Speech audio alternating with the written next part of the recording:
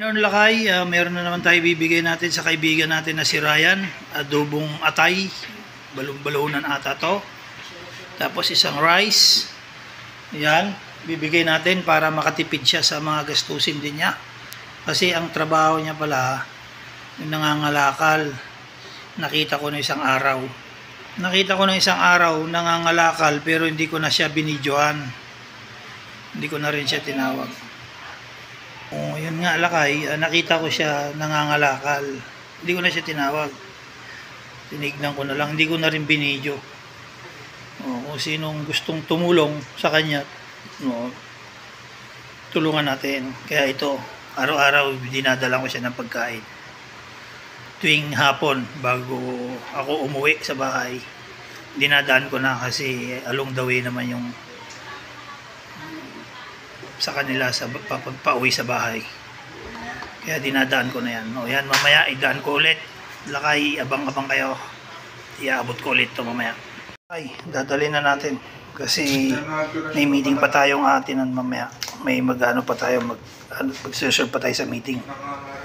Kaya nga dalhin na natin kay Ryan.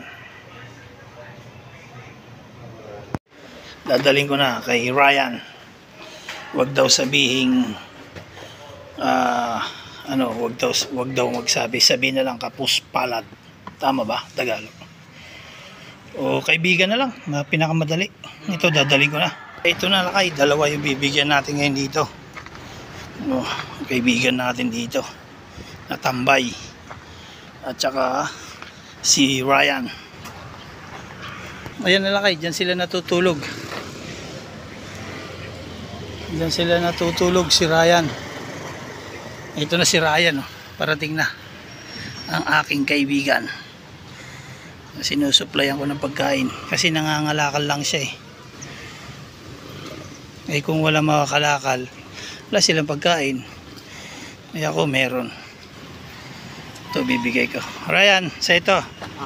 Pero, sige, salamat. Ayan, binigay natin kay Ryan yung isa.